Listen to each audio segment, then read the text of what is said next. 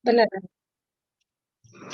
Kita akan bahas tentang hukum Taurat yang ketujuh. Saya akan bacakan Keluaran 20 ayat 14, jangan berzinah. Ya.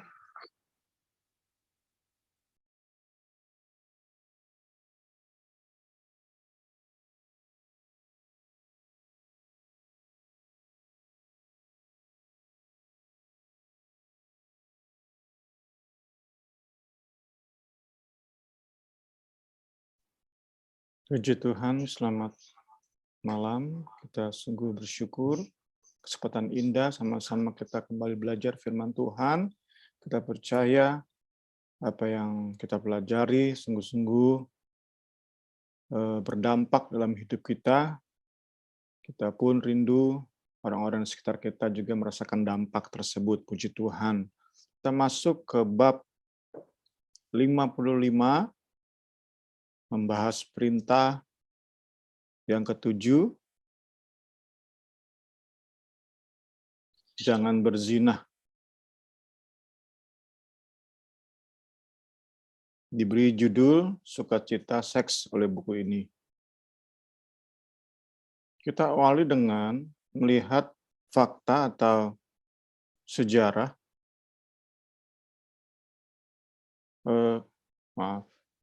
Kita awali dengan melihat fakta sejarah, yaitu bahwa gereja sempat memandang seks sebagai dosa atau kejahatan. Disimpulkan oleh buku ini dengan menyuplik beberapa pemikiran yang dikemukakan para pimpinan gereja saat itu.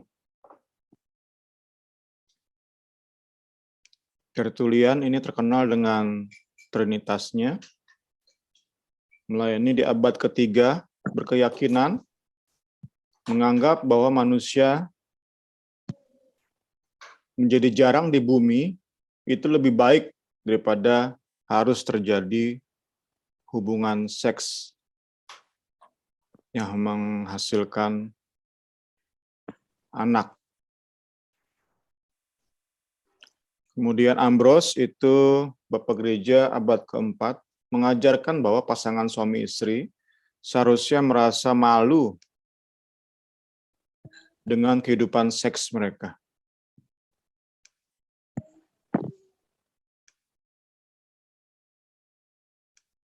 Kemudian Augustine itu abad ke-5 bisa menerima dia bahwa hubungan seks dalam pernikahan itu tidak melanggar hukum, might be lawful. Namun, setiap bentuk hasrat seksual itu dosa. Jadi, boleh berhubungan badan, tetapi jangan dengan hasrat. Tentu ini melahirkan para pendeta, para imam, yang saat melayani konseling itu menasehati suami istri untuk sedapat mungkin menghindari hubungan seks.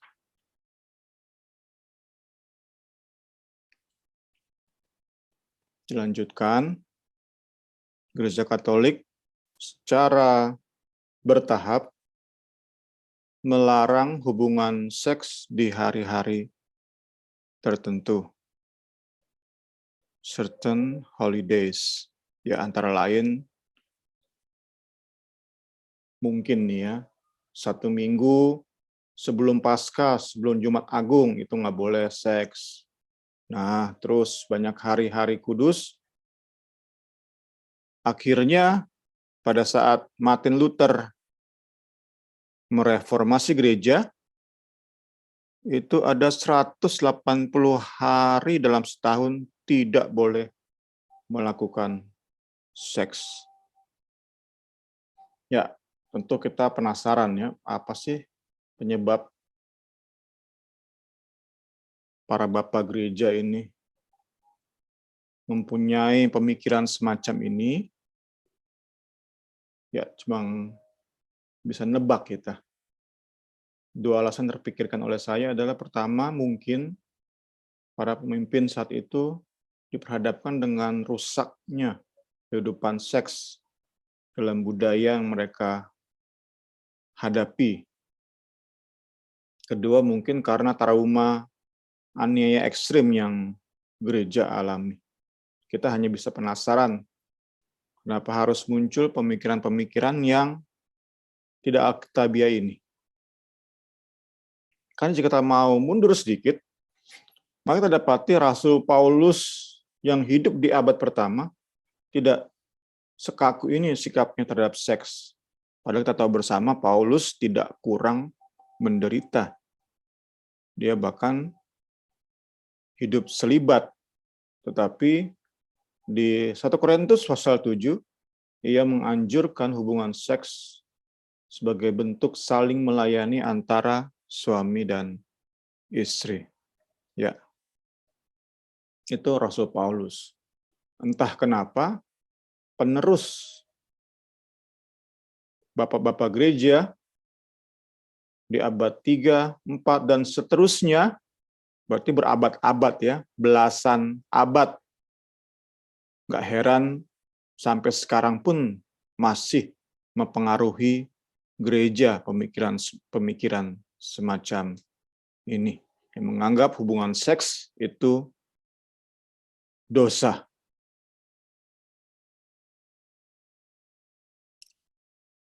Namun bersyukur kita hidup di zaman ini, di zaman yang cukup lama setelah terjadi reformasi oleh Martin Luther. Karena sejak reformasi inilah dimulai pemulihan konsep alkitabiah tentang seks.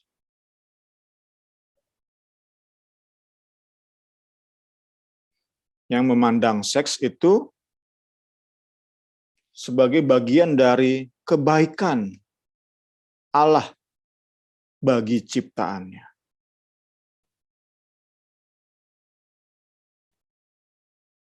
Jadi seks itu bukan hanya alat atau sarana reproduksi melahirkan anak, tetapi dalam seks itu ada berkah, ada kebaikan, ada kebahagiaan, ada sukacita, ada perayaan.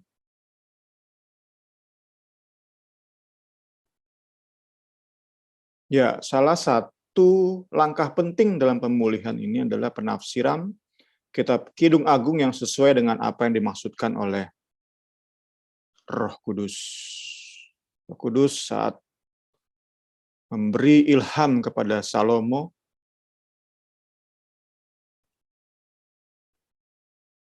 itu dimaksudkan untuk menunjukkan indahnya seks antara suami dan istri. Ya tentu, penafsiran Kidung Agung yang diajarkan oleh penerus-penerus Martin Luther itu sesuatu yang asing, bahkan mungkin tabu bagi bapak-bapak gereja sebelum reformasi. Ya.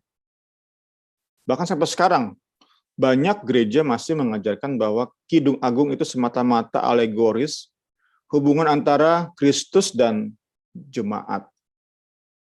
Sebuah penafsiran tentu kurang tepat. Bahkan kalau kita pikir-pikir sedikit konyol ya. Coba kita baca di Kidung Agung pasal 4, pasal 5 ini. Ayat 4 sampai 5. Ini ada di sini. Kekasihku memasukkan tangannya melalui lubang pintu. Berdebar-debarlah hatiku. Aku bangun untuk membuka pintu bagi kekasihku. Tanganku bertetesan mur, bertetesan cairan mur dari jariku pada pegangan kancing pintu. Ya ini tentu puisi yang jika ditafsirkan hanya sebagai alegoris hubungan Kristus dengan jemaat menjadi aneh.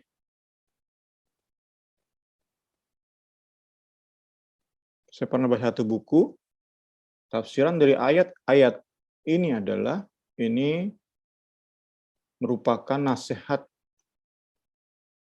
dari Salomo untuk melakukan foreplay bagi suami istri, menuju hubungan seks yang saling melayani dan memuaskan. Akan lebih tepat jika kita tafsirkan lubang pintu itu vagina. Tetesan mur itu saat istri sudah terangsang. Ya, inilah gambaran indahnya sukacita seks yang Allah sediakan bagi ciptaannya. Alkitab bukan hanya mengajarkan seks dalam pernikahan, tapi celebrate, bersukacita atas seks dalam pernikahan. Alkitab celebrate, merayakan gairah seks antara suami istri. Itu di Amsal 5 ayat 18-19 saya bacakan. Ini versi bahasa Indonesia masa kini. Sebab itu hendaklah engkau berbahagia, kata berbahagia, dengan istrimu sendiri.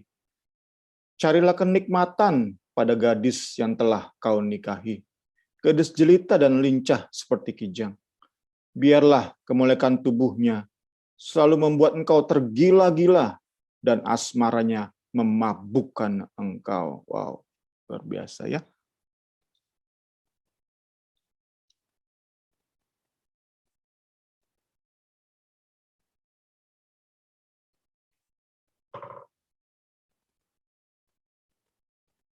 Jadi paham malam hari ini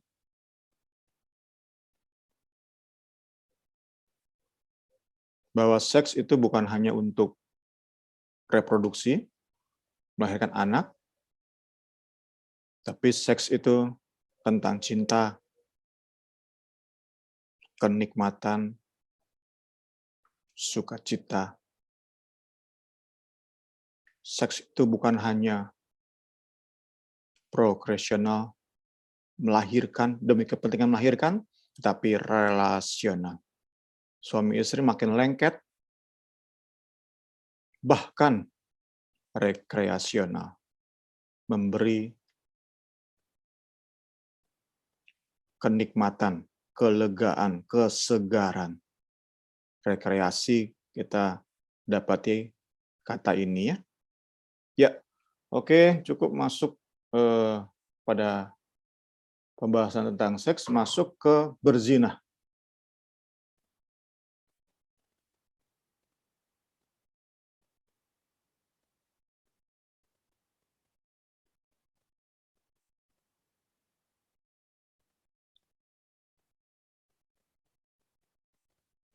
Apa maksud dari berzina? Yang paling sederhana, menunjuk pada ketidaksetiaan, infidelity, dalam pernikahan, yaitu sexual intercourse, hubungan seks yang menghancurkan ikatan pernikahan. Tentu ini langsung menunjuk kepada pemahaman reformnya, kalau kita cenderung saat terjadi perzinahan, gereja kita masih terus ingin terjadi pemulihan. Tetapi kalau para teolog reform, saat seorang pasangan melakukan hubungan perselingkuhan, maka terputuslah, rusaklah ikatan yang mereka janjikan di hadapan Tuhan, di altar, di hadapan gembala, jemaat itu rusak. Sebab itu diizinkan untuk bercerai dan menikah lagi. Tidak heran, langsung kita teringat pada tokoh Ahok. Ahok meyakini istrinya berzina, karena itu dia meyakini si istri sudah merusak ikatan pernikahan dan bisa diceraikan, dan karena itu Ahok bisa kawin lagi. Sedangkan kalau dalam gereja kita, ini sesuatu yang kita tolak. Kita terus bagaimanapun mengusahakan pemulihan. Ya. Maksud utama, primary purpose dari larangan ini, larangan di hukum ke-7 ini adalah untuk melindungi pernikahan. Pernikahan dibuat oleh Tuhan. Janji pernikahan dilakukan di hadapan Tuhan.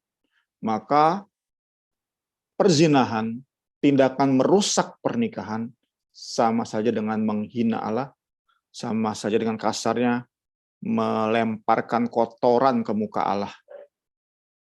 Jangan heran jika hukuman terhadap pelanggar hukum ini pun berat.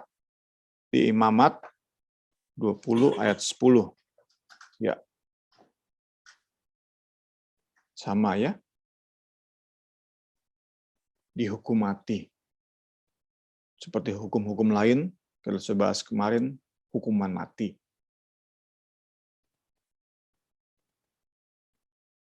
Ya, lanjut terus. Selanjutnya kita terapkan larangan ini, hukum ini, kepada aturan kategori yang kita sudah bahas di bab 48. Di pertemuan Bible Study kita di YouTube, itu tercatat tanggal 24 Februari.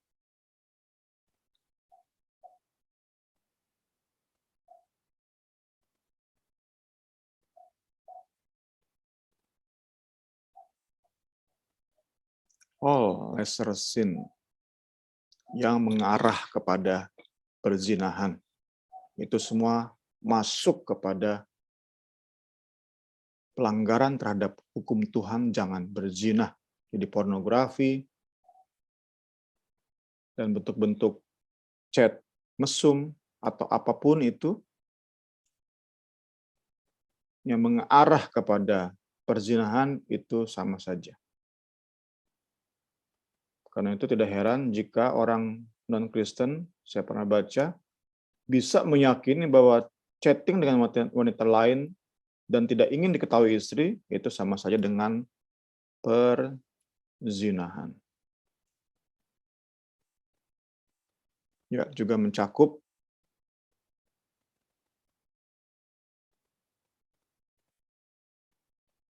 homoseks, seks bebas, seks di luar nikah. Ya, semua itu ya. Ya, selanjutnya, mengapa perzinahan dilarang? Forbidden. Karena Allah menciptakan seks dengan kuasa atau potensi yang mendatangkan kebaikan, keberkatan surgawi. Powerful force for good. Seks itu super glue. Lem super yang mempererat, mengokohkan hubungan, meneguhkan hubungan suami dan istri. Seks membantu menjaga keutuhan janji pernikahan suami istri. Covenant man. Ini Tim Keller gunakan istilah ini sebagai semen yang meneguhkan, menguatkan, mengikat sedemikian rupa hubungan suami istri.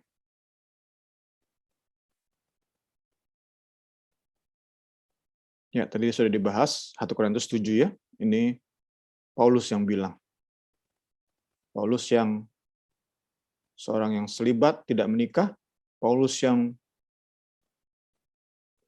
bisa dibilang tidak pernah di hidupnya memikirkan tentang seks, tetapi saat dia ajar jemaat, ini yang diajarkan sama dia. Seorang suami wajib memenuhi kebutuhan seks istrinya. Sebaliknya, si istri wajib memenuhi kebutuhan seks suaminya.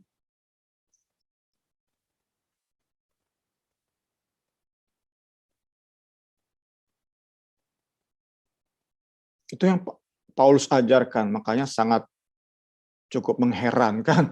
Bukan sangat cukup, berarti cukup mengherankan saat tadi kita belajar Tertullian, Ambrose, Agustin menganggap seks itu dosa, cukup mengherankan memang.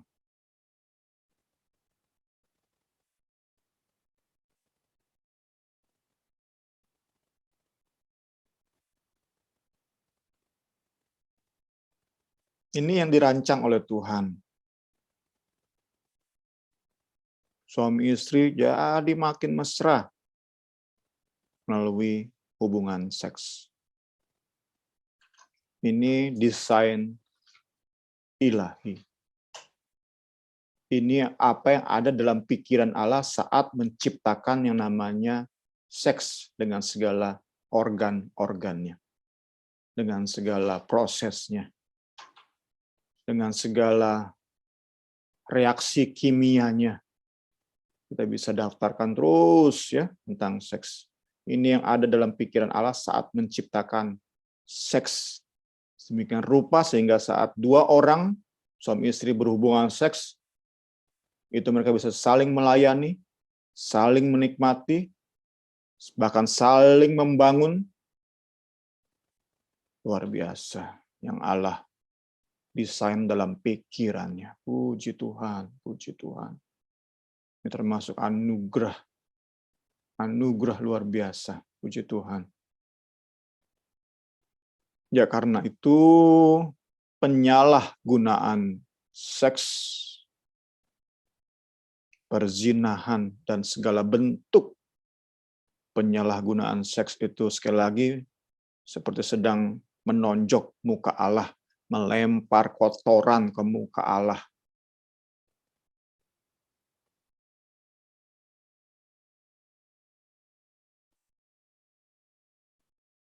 Saya gambarkan ilustrasinya, penggunaan seks di luar hubungan suami istri adalah seperti iPhone terbaru, tetapi digunakan untuk menimpuk tikus. Bisa dong. Tikus bisa mati ditimpuk oleh iPhone. Demikian pula seks. Saat dilakukan di luar nikah, bisa beri kepuasan? Bisa dong. Jelas bisa. Tetapi pasti tidak maksimal. Seperti iPhone tadi, bisa membunuh tikus, tapi itu iPhone rusak. Demikianlah seks bisa beri kenikmatan saat kita salah gunakan, tetapi itu menuntun kepada kerusakan yang berujung kepada kebinasaan jika kita tidak bertobat. Ya, ini alasan pertama mengapa adultery, perzinahan is forbidden. Alasan kedua adalah betapa dekatnya, eratnya hubungan antara seksualitas dengan kerohanian.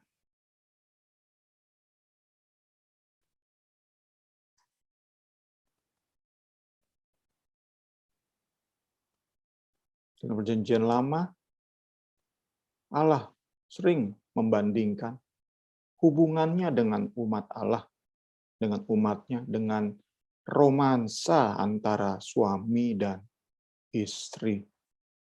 Karena itu saya pernah singgung, kalau suami istri sudah hanya sebatas teman, sebatas rekan mendidik anak, udah nggak ada romansnya, ya itu sama saja dengan Tuhan, Allah,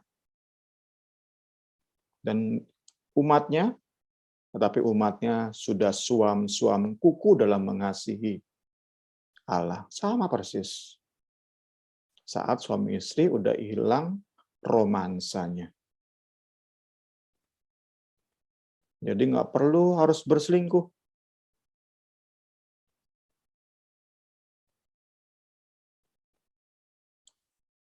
Kehilangan romansa suami istri, itu sudah perselingkuhan, perzinahan.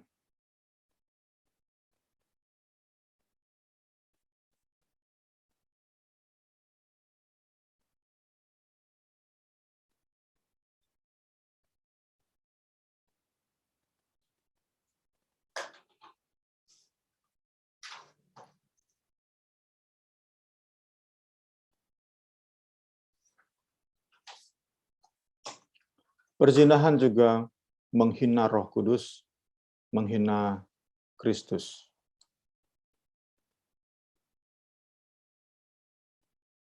Karena tubuh kita sudah lunas dibayar oleh darah Kristus, tubuh kita menjadi milik Kristus,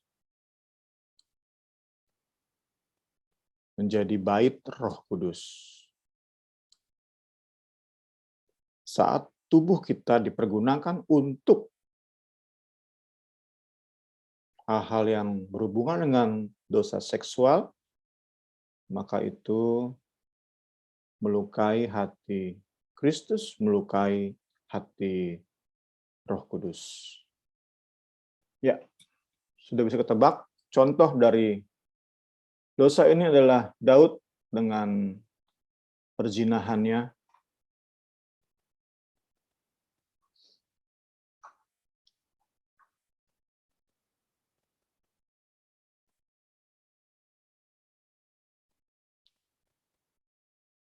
Sudah paham kita kisah menyedihkan ini yang seharusnya juga menambah-nambah kewaspadaan kita. Daud, seorang yang hatinya begitu dekat dengan Allah, bisa sampai ke tahap di mana ia sangat mengingini istri orang.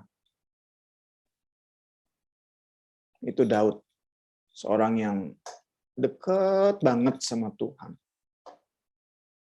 Bisa sampai tahap mengingini istri orang. Tentu nggak langsung ke situ. Nggak langsung separah itu. Buku ini menjelaskan itu dimulai dari beristirahat berlebihan. Kita bisa baca kisahnya ya. Saya tidak punya waktu. Kalau bahasa sekarang, me time yang kebablasan. Karena saat itu seharusnya Daud berperang bersama-sama panglima perangnya, bersama-sama para prajuritnya. Berjuang bersama, susah bersama. Karena memang lagi perang saat itu. Sepi kota Yerusalem saat itu. Para pria sedang berperang. Hanya wanita dan anak-anak tinggal di kota. Sekali lagi, istirahat yang berlebihan, me time yang kebablasan. Sehingga seharusnya Daud berjuang, bersusah-susah bersama dengan para prajurit. Daud justru tetap di istana mengutamakan kenyamanannya. Dalam kondisi inilah ia melihat Batsyeba mandi, dan semakin dalam ia memandang, semakin bernafsu ia, sampai akhirnya tadi ya, sangat amat ingin istri orang. Sehingga ia melakukan trik-trik jahat untuk merebut dan menikahi Batsyeba, istrinya Uria. Ya, tetap bersama betapa berat selanjutnya. Kita lihat betapa berat hukuman, rangkaian hukuman yang Daud terima dari Tuhan.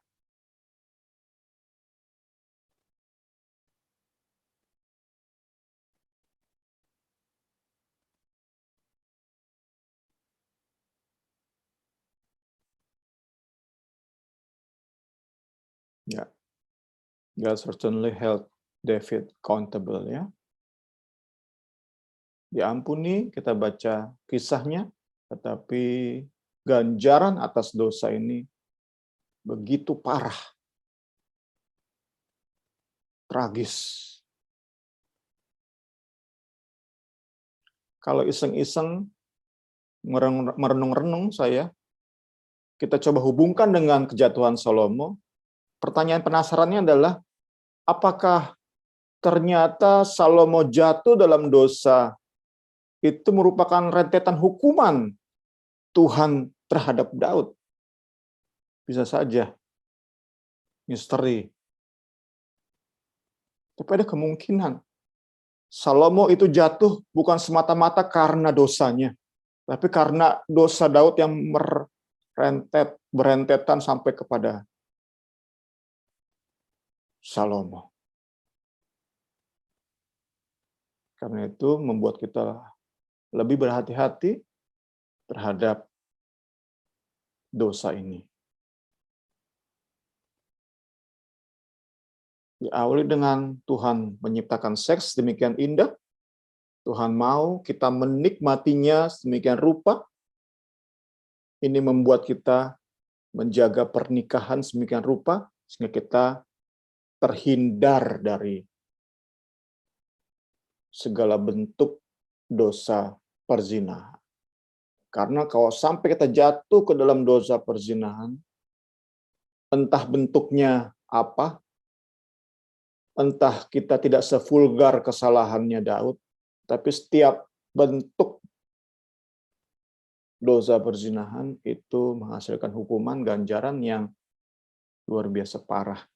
Yang kita bisa lihat daftarnya dengan apa yang Daud alami, apa yang keluarga Daud alami. Satu hal kita yakini, ada pengampunan dalam Kristus, puji Tuhan. Penasaran juga adalah, tadi Imam Ahmad bilang, orang yang kedapatan berzina itu langsung dihukum mati. Tapi Daud tidak dihukum mati saat kedapatan berzina. Mengapa? Ya kembali misteri ya. Kita yakini otoritas di tangan Tuhan, dalam hikmat-Nya kita percaya Allah Israel mengetahui hati Daud yang siap ditegur dan bertobat, sehingga sungguh-sungguh tersedia pengampunan bagi Daud. Namun Allah yang adil tidak meluputkan Daud dari ganjaran demi ganjaran. Kembali, aplikasinya adalah kita tidak perlu melakukan dosa seperti Daud untuk menyadari bahwa kita semua ini dalam taraf tertentu, semua kita adalah pezina. Kita semua membutuhkan juru selamat. Kristus kita pohonkan anugerah-Nya, pengampunannya. Kita para bezinah ini kiranya diampuni oleh Kristus, dan kita percaya dalam pengampunan yang tersedia pengudusan bagi hidup kita, sehingga dari hari ke hari kita semakin terhindar dari segala bentuk perzinahan. Puji Tuhan, kita diskusi dulu, silakan Bu Rini.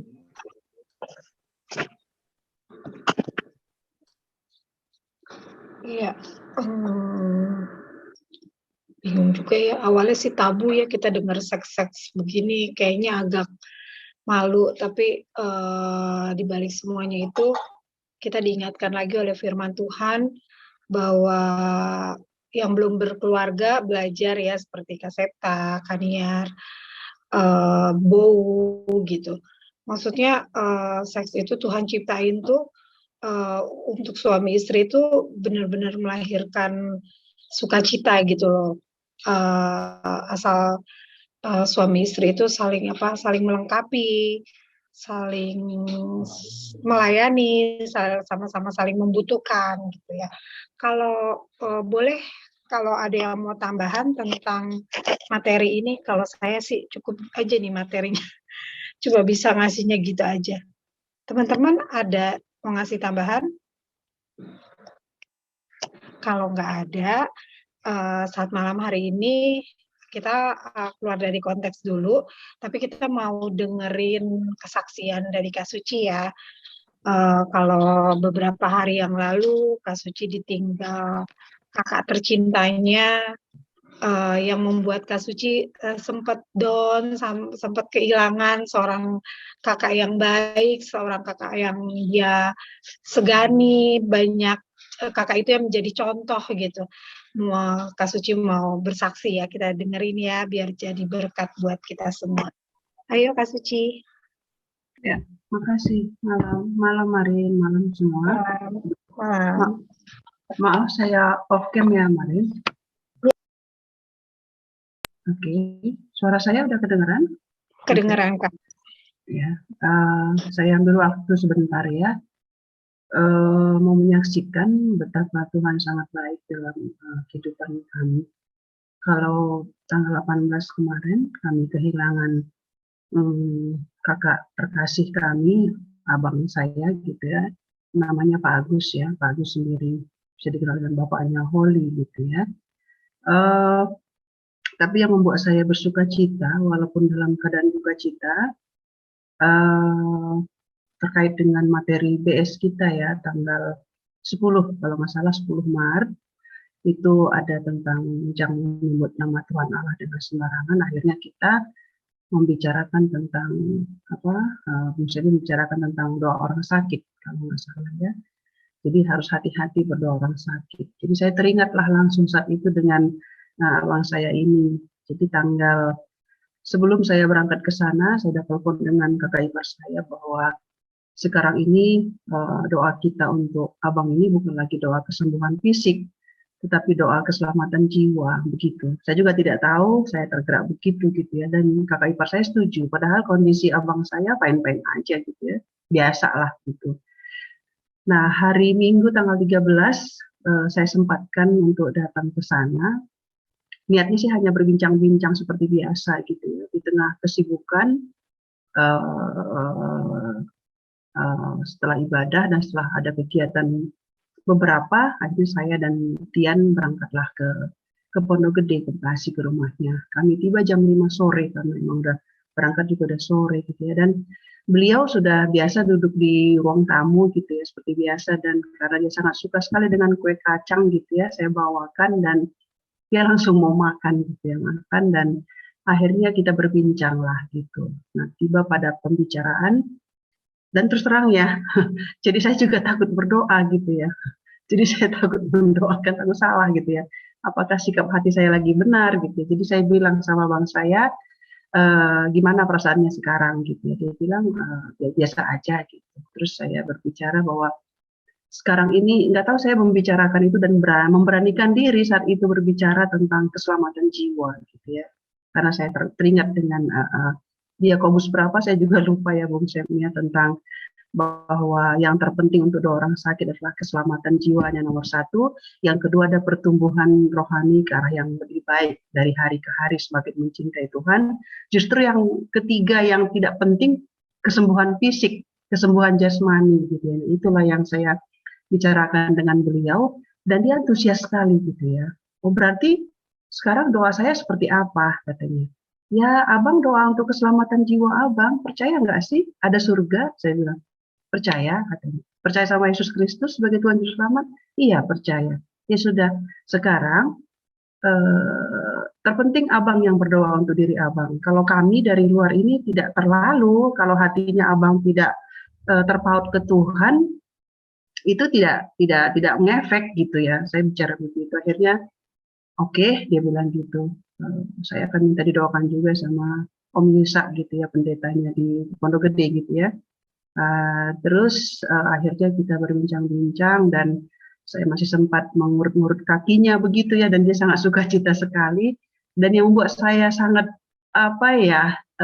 sukacita walaupun dalam keadaan berduka karena sudah malam gitu ya, karena kami hanya berdua sama Tian ke sana, bapaknya Tian tinggal di Depok gitu ya, tidak ikut.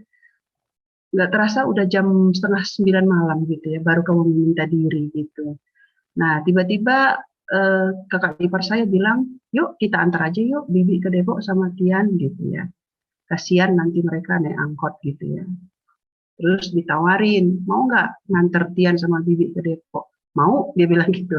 Jadi tanggal 13 itu terakhirlah dia ke Depok ngantar kami pulang ya dengan mobilnya begitu. Dan kami juga ngobrol juga gitu ya. Seperti biasa dia di depan, ponakan saya yang nyetir, dia di sebelah kiri, dan kami, Tian sama kakak ipar sama saya di bangku kedua. Yang lainnya nggak ikut gitu ya. Yang ponakan cewek yang lain nggak ikut. Jadi kami hanya berlima ke Depok. Nah tapi dia nggak mau turun gitu ya.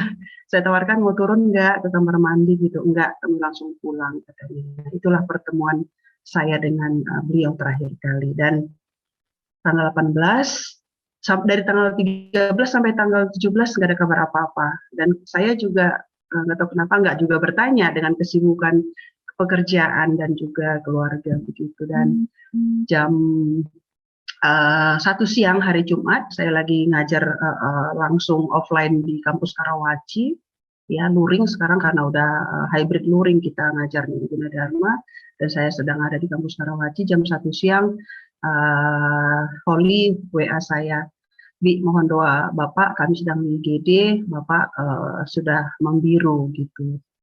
Ya, terus karena saya juga lagi ngajar, saya bilang iya gitu aja gitu ya. 5 menit kemudian ponakan saya yang laki-laki itu telepon gitu, Bi, Bapak udah nggak ada.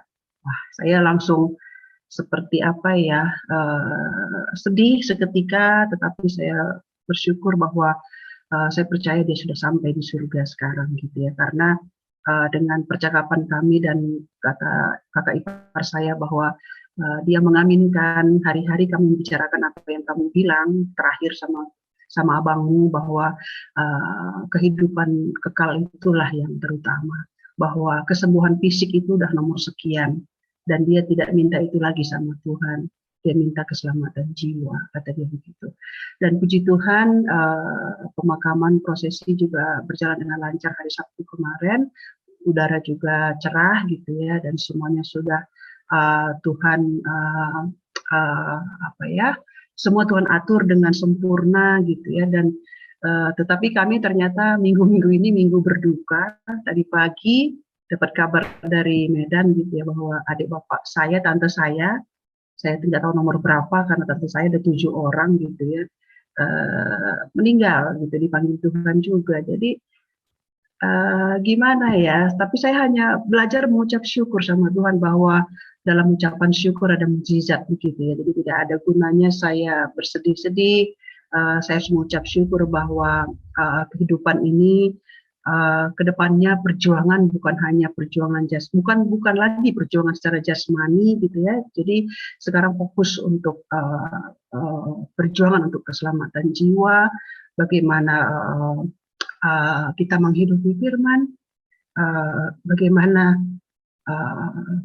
kita menjadi berkat di tengah-tengah keluarga, di tengah-tengah teman pelayanan. Jadi banyak hal yang saya dapatkan makna di balik dari duka cita ini. Ternyata Tuhan bukakan makna-makna yang lebih indah, di mana antara kami, saya dengan kakak ipar gitu ya, dengan ponakan, jadi lebih apa ya, jadi ya inilah kita gitu ya. Jadi kita harus saling menguatkan satu dengan yang lain. Jadi kita harus semakin maju di dalam Tuhan begitu. Jadi omongan kita tentang kepercayaan kepada Tuhan Yesus gitu ya, dan bagaimana pelayanan kita dan lain sebagainya. Jadi banyak hal-hal yang waktu yang diberikan saat kami menjaga jenazah ini di rumah duka gitu ya, kami tidak menangis gitu ya, hanya pembicaraan ya bagaimana tentang kehidupan ini dan lain seterusnya gitu ya. Jadi banyak diskusi, juga ponakan-ponakan juga nurut gitu ya. Jadi itu menjadi suatu sukacita tersendiri bagi saya pribadi, bahwa saya bicarakan sih, maksud saya begini, akumulasi dari firman Tuhan yang kita dengar gitu ya, mungkin renungan yang sederhana yang kita terima di Bible Study gitu ya, dengan kalimat-kalimat yang sangat sederhana sekalipun, kalau Tuhan pakai itu bisa memberkati yang membaca begitu ya. Jadi saya belajar untuk belajar untuk bagaimana supaya saya tetap fokus gitu ya, tetap rendah hati, dan tidak memikirkan yang tidak perlu saya pikirkan gitu ya. seperti itu. Jadi sangat bersyukur sekali. Sekali lagi terima kasih buat Bung Sam. Itu menjadi apa ya? Mungkin Bung Sam tidak sadar membicarakan tentang itu, tapi bagi saya itu berkat yang luar biasa sehingga saya bisa berani berbicara dengan abang saya tentang hal itu. Jujur, kalau bahasa Elis kan jujurli katanya gitu ya bahasa sekarang ya. Jujurnya gitu ya. Itu hal yang baru justru. Walaupun firman Tuhan sering saya dengar itu, tapi maknanya baru saya dapat hari-hari ini gitu ya, bahwa ada hal baru yang Tuhan bukakan, bahwa sekarang mendoakan siapapun walaupun dia tidak sakit, ya kita doakan keselamatan jiwanya yang terutama begitu ya. Jadi ya banyak sekali yang Tuhan bukakan ya. Puji Tuhan. Itu saja Marin, terima kasih, Tuhan Yesus memberkati. Makasih banyak Kak Suci, Tuhan Yesus memberkati. Kesaksian yang sangat menguatkan. Biarlah firman Tuhan yang kita dengar, biar kita bisa hidupi dalam kehidupan kita. Memang seringkali pikiran ini yang sering banget yang nggak penting, yang nggak perlu kita pikirin sampai jadi aneh, jadi yang nggak penting, yang sebenarnya firman Tuhan lah yang harus kita pikirkan, kita hidupi, malah seringkali diganggu gitu loh. Makanya kembali lagi sikap hati kita terus tertuju sama Tuhan. Jadi yang nggak penting-penting lah kita nggak perlu pikirin, nggak perlu kita komen-komenin. Kita berjalan terus aja sesuai dengan kehendak Tuhan. Itu aja Kak Suci.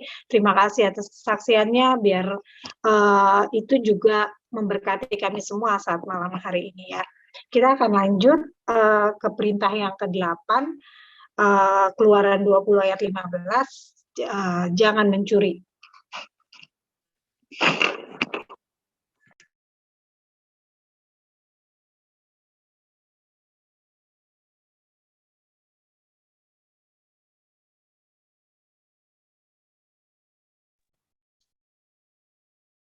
Terima kasih Kak Suci buat kesaksiannya, memberi semangat baru bagi kita semua untuk belajar firman Tuhan, karena kita percaya semua karena Tuhan, bukan karena kita ya.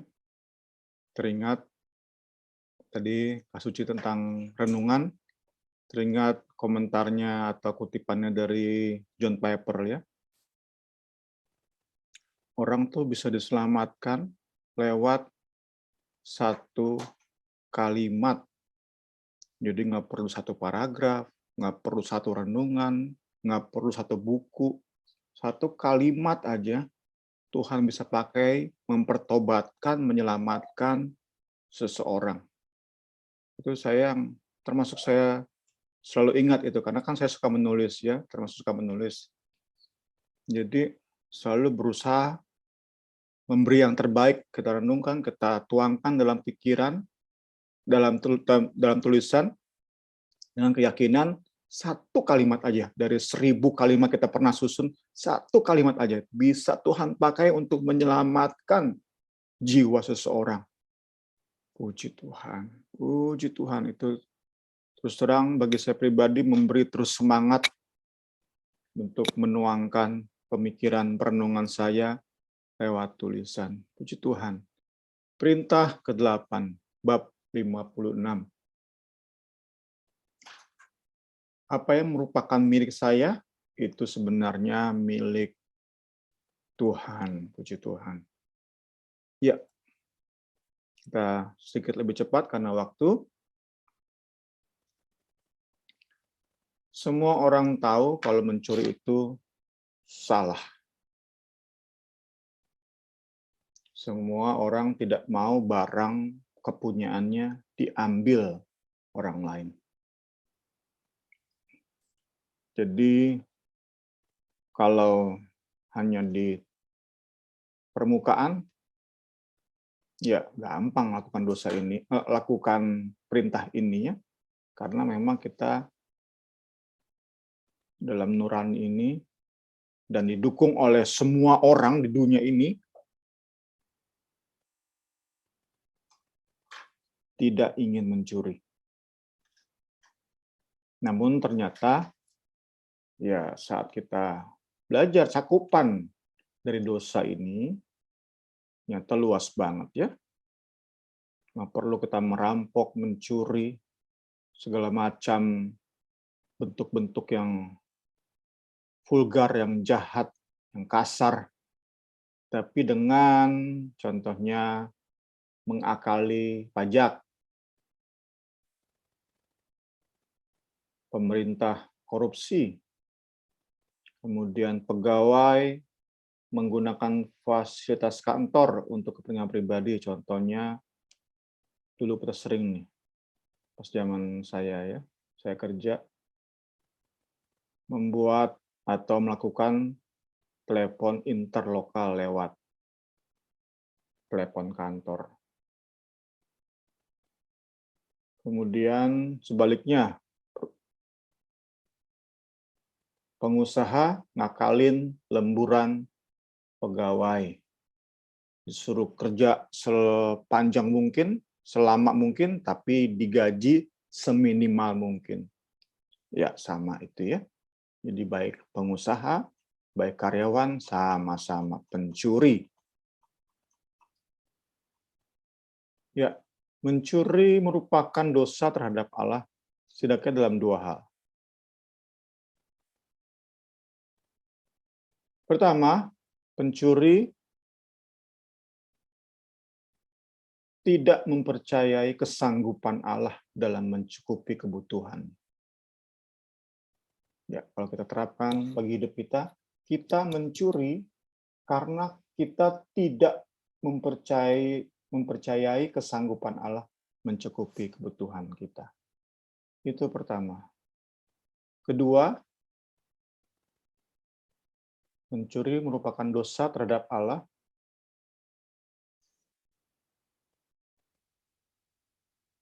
Mencuri itu merampok, merebut apa yang Tuhan sediakan bagi sesama kita.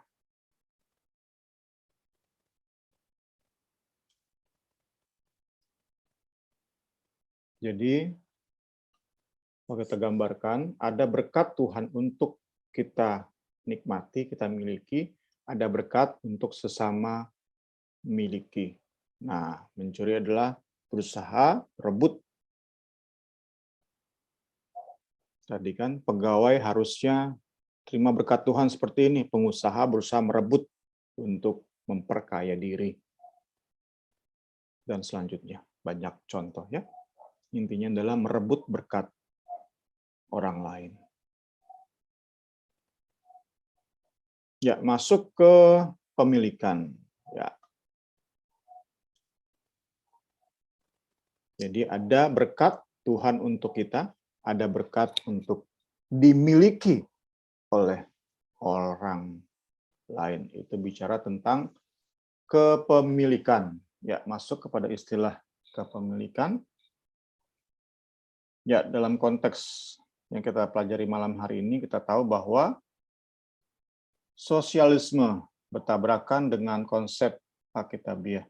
Sosialisme merupakan sistem ekonomi di mana milik pribadi dikelola oleh negara, ya, negara-negara komunis, yaitu menabrak hukum Alkitab.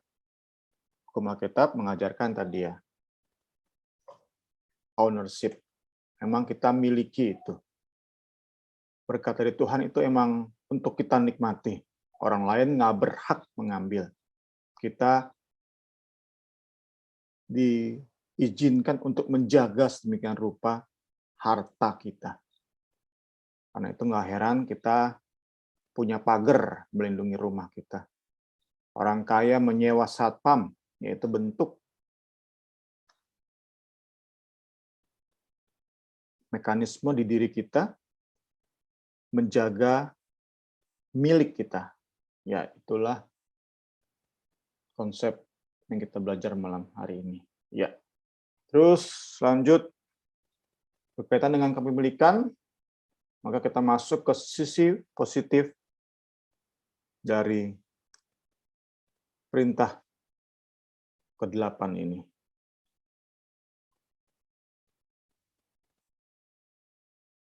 Kepemilikan adalah menerima berkat dari Tuhan untuk kemuliaan Tuhan. Itulah konsep Alkitabiah dari ownership atau kepemilikan. Jadi kepemilikan bukan memiliki harta benda dan menikmatinya demi kepentingan pribadi semata. Selalu saat terima berkat itu bagaimana kita pergunakan untuk kemuliaan Tuhan. Karena itu,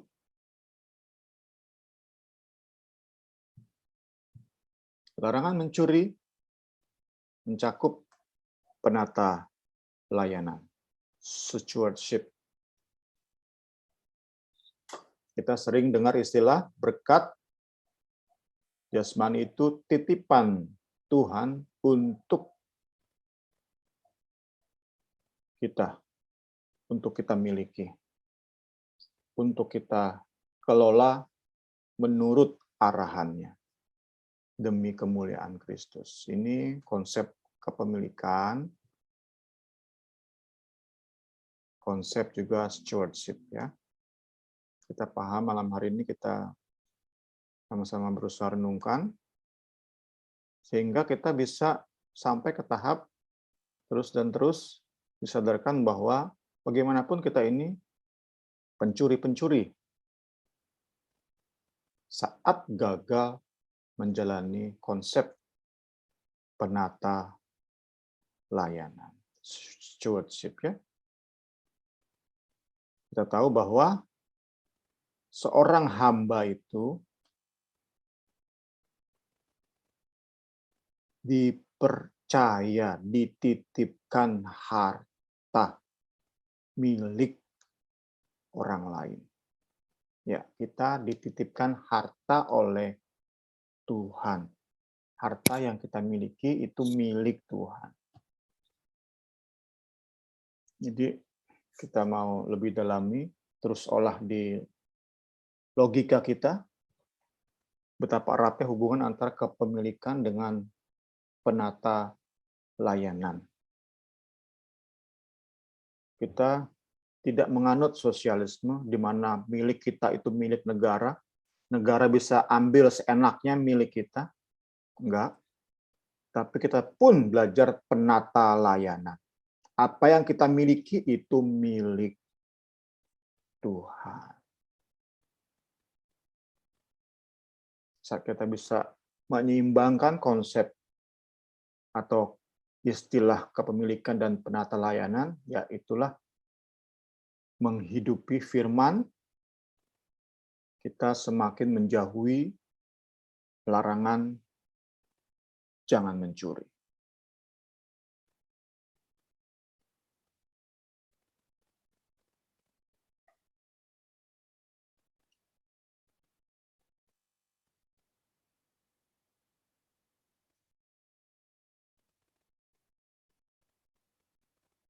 Lebih lanjut, penata layanan juga berarti memanfaatkan secara maksimal berkat Tuhan.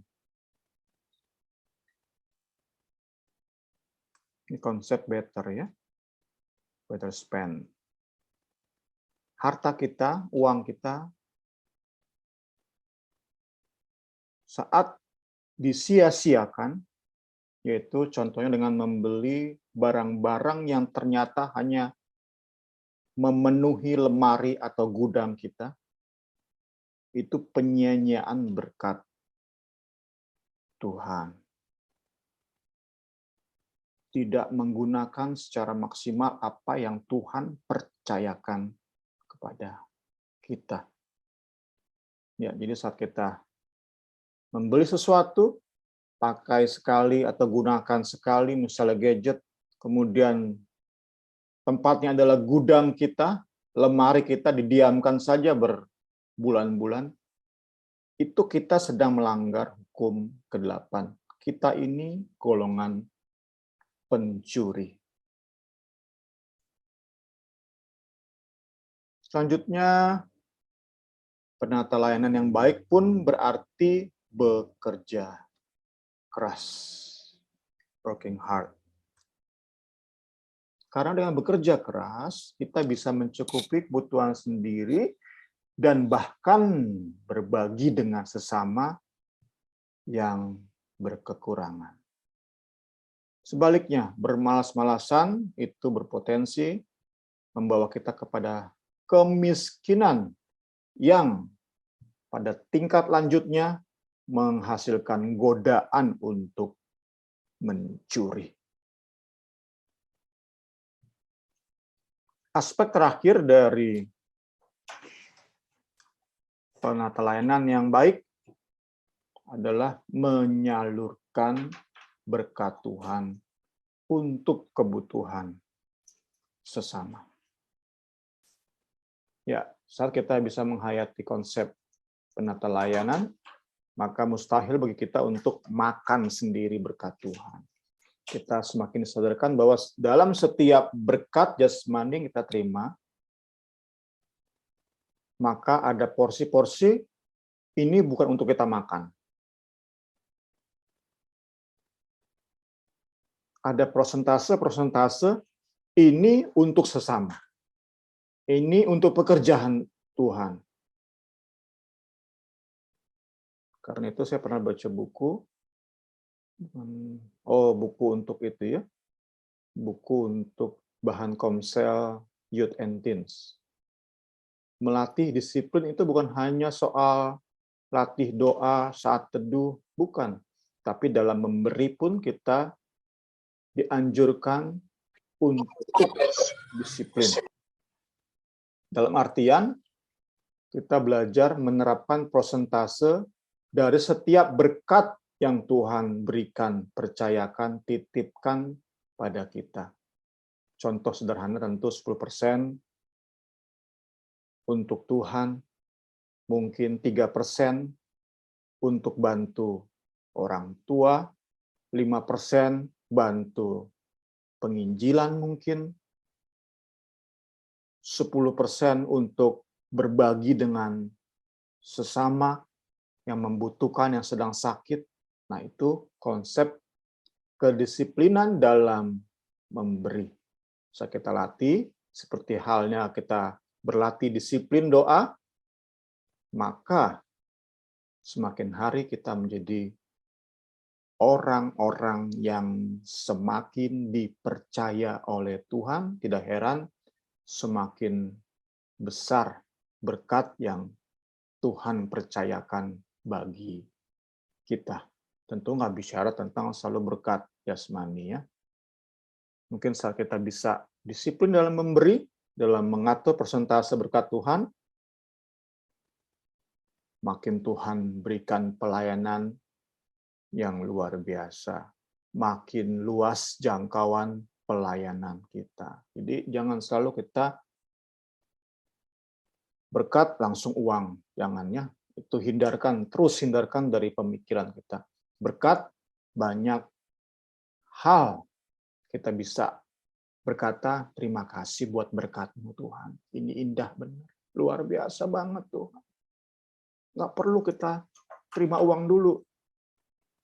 Nggak perlu kita terima transferan dulu. Isi bank kita naik, bukan. Tapi kita bisa lebih lagi nikmati setiap bentuk berkat Tuhan. Kita bisa katakan terima kasih Tuhan buat berkat-Mu. Puji Tuhan. Ya, contoh kasus kota di Daud. Kalau ini seorang yang nggak terkenal mestinya ya, yang bernama Ahan. Tapi menjadi terkenal karena dosanya. Ya, menyedihkannya teman-teman BSers. Ahan nggak terkenal, tetapi menjadi terkenal karena dosanya. Kita belajar dari beliau, kita katakan saja beliau ya, ia mengambil milik Tuhan. Latar belakang dari peristiwa ini adalah kemenangan bangsa Israel atas Yeriko. Nah, sebelum perang terjadi, kita sudah sering banget ya, tembok Yeriko sudah sering banget di sekolah minggu kita. Satu hal kita diajari oleh buku ini adalah sebelum perang terjadi sudah diingatkan oleh Tuhan. Itu di Yosua 6 ayat 19. Seperti ini dikatakan. Segala emas dan perak serta barang-barang tembaga dan besi adalah kudus bagi Tuhan. Semuanya itu akan dimasukkan ke dalam perbendaharaan Tuhan. Tapi kita dapati kisahnya adalah saat kemenangan sudah di tangan, Ahan nekat ngambil hartanya orang Yeriko. Yosua 7 ayat 1 berkata seperti ini, tetapi orang Israel berubah setia. Luar biasa ya, kesalahan satu orang bisa disebutkan oleh ayat ini, tetapi orang Israel mencakup keseluruhan berubah setia dengan mengambil barang-barang yang dikhususkan itu. Karena Ahan bin Karmi bin Zabdi bin Zerah dari suku Yehuda mengambil sesuatu dari barang-barang yang dikhususkan itu. Lalu bangkitlah murka Tuhan terhadap orang Israel. Wah, serem memang kalau hidup di zaman PL nih ya, zaman Musa ini ya, zaman Yosua. Ya, hukuman atas dosa Ahan berdampak kepada seluruh bangsa. Mereka dikalahkan oleh bangsa Ai, sebuah bangsa yang kecil yang sebenarnya mudah dikalahkan. Uniknya, kalau kita baca Yosua 8 ayat 2, dari bangsa inilah bangsa Israel diizinkan menjarah. Jadi sebenarnya kalau saja Ahan sabar, tahan dikit. Ini Yeriko nggak lama lawan Ai, diizinkan di bangsa Ai ini menjarah harta benda dari bangsa Ai. Tetapi saat itu Ahan matanya gelap oleh karena kilauan emas dan perak bangsa Yeriko. Ya akibatnya, ya mati dirajam oleh seluruh bangsa. Ia belum sempat menikmati harta yang ia curi. Karena itu, mari kita hindari dosa Ahan, dosa mencuri milik Tuhan. Ya, banyak cara.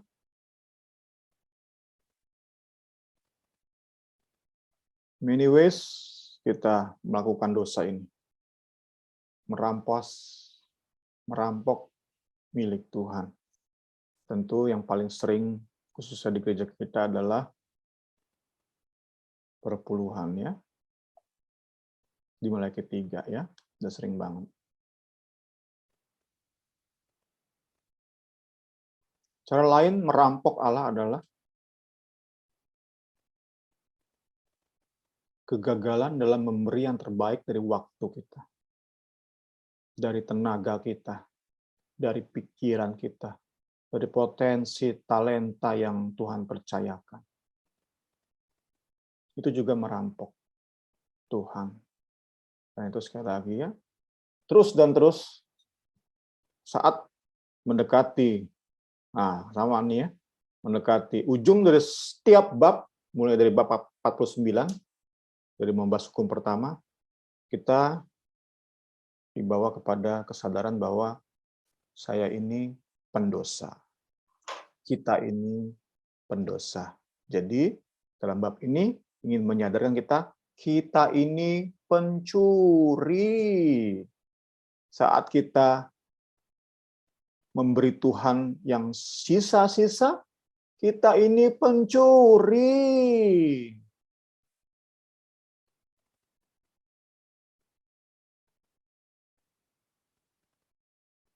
Tuhan minta yang terbaik dari kita, dari waktu kita, dari pikiran kita, perenungan kita, logika kita. Tuhan minta yang terbaik, kita beri yang sisa-sisa. Itu merampok Tuhan. Ya, terus ya. Dari hukum pertama terus kita sadarkannya. Jadi setiap kita ini pendosa-pendosa. Tidak ada satupun dari kita yang menaati satu saja hukum dari 10 hukum secara sempurna. Kita semua pelanggar 10 hukum. Puji Tuhan, puji Tuhan. Kesadaran ini akan menuntun kita kepada kerendahan hati, juga rasa syukur. Kita pendosa ini diberi pengampunan. Bahkan kita pendosa ini diberi kekayaan sorgawi. Wow, luar biasa, luar biasa. Kiranya renungan malam hari ini, pembelajaran malam hari ini lebih lagi memperlengkapi kita, sehingga tadi ya selalu ujung-ujungnya adalah membuat kita sadar bahwa kita ini berdosa, sehingga kita datang pada Kristus, minta pengampunannya, menjalin hubungan. Jadi hukum bukan lagi poin-poin, tetapi hukum adalah pribadi. Hukum adalah pribadi. Hukum Allah terwujud dalam pribadi Kristus. Lewat hubungan yang semakin intim, jadi intinya adalah hubungan yang semakin intim dengan Kristus, maka kita semakin dikuduskan dari segala bentuk dosa. Bahkan saat kita gagal pun tersedia pengampunan.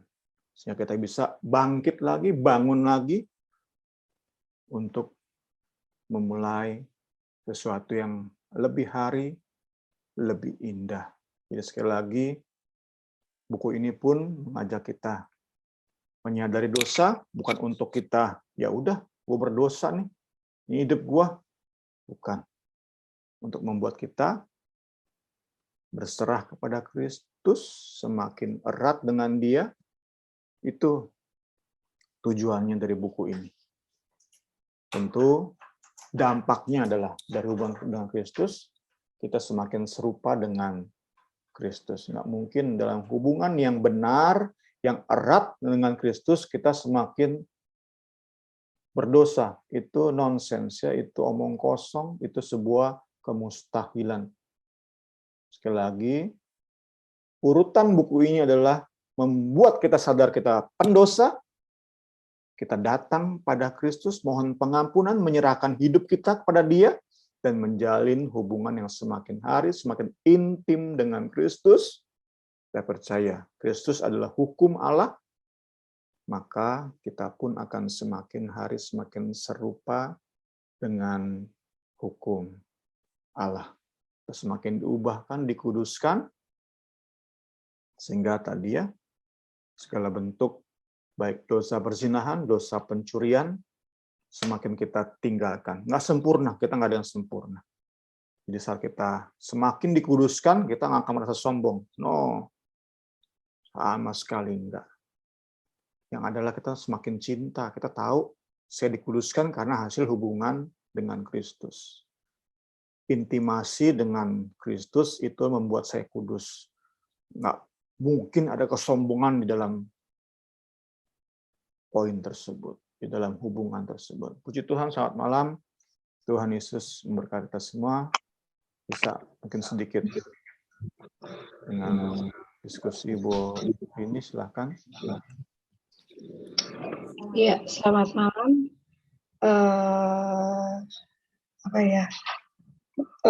Biar kita tetap rendah hati, kita tetap mempunyai rasa syukur, supaya kita terus diberi anugerah pengampunan pada Tuhan, biar kita lebih lagi mendekatkan diri terus sama Tuhan, gitu ya. Kalau mau ada yang menambahi boleh, atau kita mau tutup aja. kita tutup aja ya teman-teman ya, udah mau 8:30. Makasih teman-teman yang udah bergabung. Mungkin siapa nih yang baru bergabung, nggak apa-apa, nanti bisa lihat rekamannya lagi. Verlina ya, oh ya boleh. Nanti lihat rekamannya. Nanti saya mohon Agnes yang berdoa, doa penutup. Kita bantu doa juga untuk Niar, hari ini lagi nggak enak badan.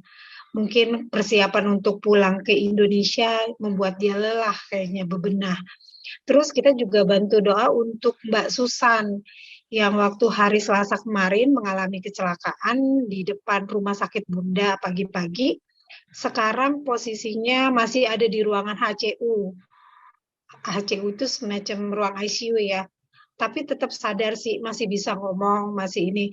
Kita sama-sama bantu doa ya supaya Mbak Susan dapat perawatan yang terbaik, biar melalui kejadian itu Mbak Susan bisa tetap mengucap syukur, anak-anaknya juga boleh lebih dekat sama Tuhan.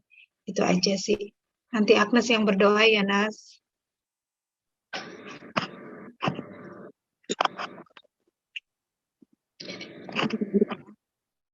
Tuhan Yesus, kami mengucap syukur ya Tuhan, berterima kasih untuk kasih karunia-Mu ya Bapa, untuk berkat-berkat luar biasa ya Tuhan, yang boleh kami terima pada malam hari ini ya Tuhan.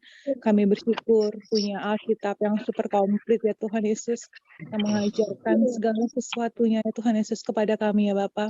Kami bersyukur ya Tuhan Yesus, semakin kami belajar ya Tuhan Yesus, kami semakin menyadari ya Tuhan, semua hanya oleh kasih karunia Tuhan, semua hanya oleh Tuhan ya Bapa. Tidak ada satupun dari Taurat yang bisa kami jalani ya Tuhan dengan kekuatan kami. Tapi kami bersyukur punya Tuhan Yesus yang menanggungnya bagi kami ya Tuhan. Tuhan Yesus yang membayarnya bagi kami ya Tuhan Yesus. Sehingga kasih karunia Tuhan boleh menyelamatkan kami ya Tuhan Yesus. Terima kasih ya Tuhan, terima kasih ya Bapa. Mampukan kami ya Tuhan Yesus untuk menghidupi setiap kebenaran firman Tuhan yang sudah kami pelajari ya Tuhan Yesus. Agar sungguh ya Tuhan, firman Tuhan kami pelajari sungguh-sungguh menjadi berkat ya Tuhan. Bagi kami, bagi keluarga kami, bagi orang-orang sekeliling kami, bagi gereja kami Tuhan. Terima kasih banyak Tuhan, terima kasih. Bersyukur untuk Bung Semi ya Tuhan Yesus yang Kau pakai untuk menjadi saluran berkat-Mu ya Tuhan. Kami terus berdoa menyerahkan Bung Semi ke dalam tangan-Mu ya Tuhan Yesus. Urapan yang daripada-Mu ya Tuhan, hikmat yang daripada-Mu Kau tambah-tambahkan ya Tuhan Yesus. Sehingga ya Tuhan Yesus melalui Bible Study kami di hari-hari berikutnya ya Tuhan, kami boleh sama-sama belajar lebih lagi mengenai Bapa. Teman-teman kami Tuhan di grup Bible Study ini ya Tuhan. Tuhan menilik setiap hati-hati kami ya Tuhan. Tuhan tahu kerinduan ya Bapa. Kalau ada dari kami yang sedang mengalami kelemahan iman ya Tuhan Yesus, kalau ada di antara kami ya Tuhan, Kau tahu setiap keadaan kami ya Bapa. Kami berdoa, kami menyerahkan ke dalam tangan-Mu ya Tuhan Yesus. Kami mengerti setiap isi hati kami ya Bapa. Pemulihan daripada Tuhan sedang Kau kerjakan luar biasa bagi kami Tuhan. Pemurnian yang Tuhan sedang kerjakan bagi kami ya Tuhan. Kami percaya menghasilkan sesuatu yang luar biasa bagi setiap jiwa-jiwa kami di sini.